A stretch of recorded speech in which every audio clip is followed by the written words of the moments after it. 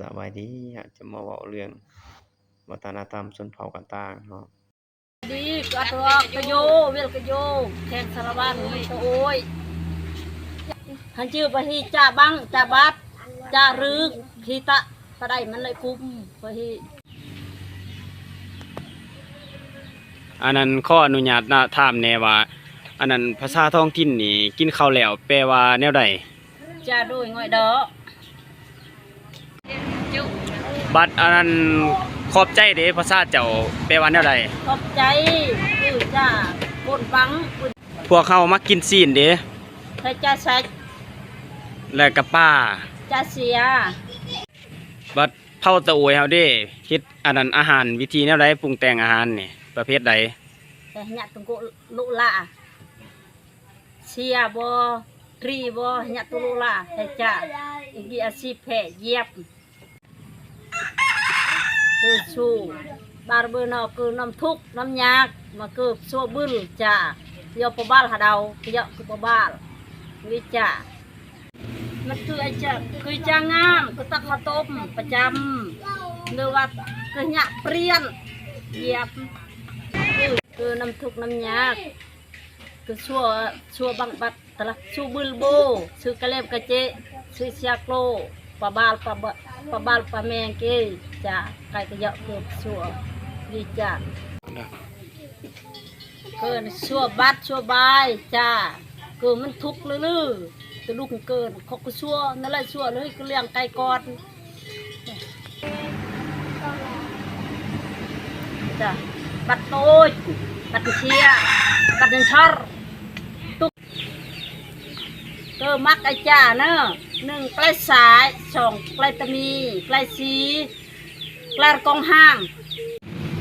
มือกล้วยแห่มือกล้วยแห่ก็หลักจะบังโยประกาศโยฮาบีตาโยกุจ้าใหญ่คือประจังแช่งตัวตลาดโจ้งที่กุตะโกนแช่งแม่บอยชายเตียวปริกข้อจ้องตัวตลาดอันนั้นขออนุญาตถามเด้อบัดว่าเจ้าเลี้ยงลูกจะได้6 ขา2 ปีนี่จะให้กินแนวใดจะให้กินแต่นมแม่อย่างเดียวบ่หรือจะต้มข้าวเปียกบ่คือkita pak untuk kita terlalu banyak lebat pekat banyak tak pang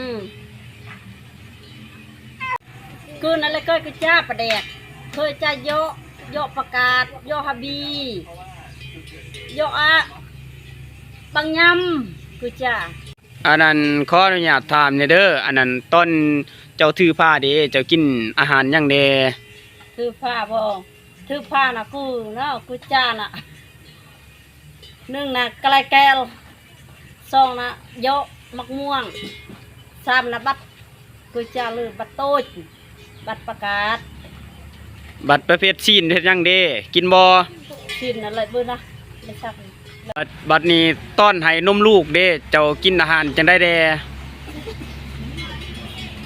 จักขเปียกตักขเปียกจังโลโตดโตนั่นเลยให้จักขเปียกเลยดอกโลโต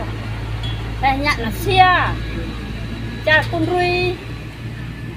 เฮตลาน่ะเอ้ยแต่เลี้ยงบึ้มคือเลี้ยงบึ้มหลังจากเขาสัมภาษณ์เพิ่นแล้วเราจะเข้าไปในบ้านเลยไปเบิ่งนำกันเด้อบรรยากาศของบ้านของเพิ่นเนาะประมาณนี้บรรยากาศก็ดีเข้าไปปึ๊บเห็นเด็กน้อยหยอกกัน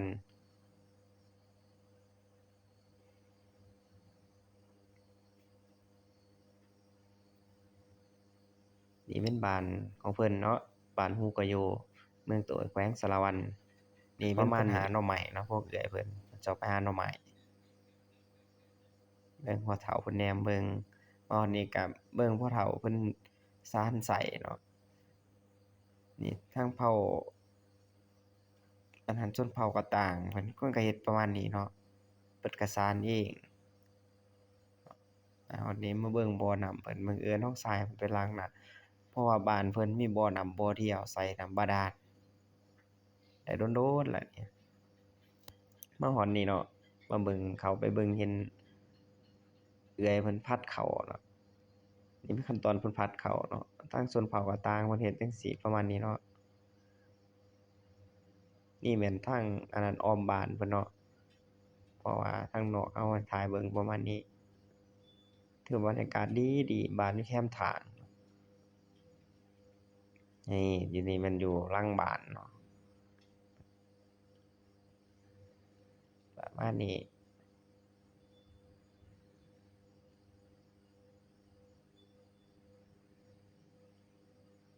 บรรยากาศก็ดีเติบอยู่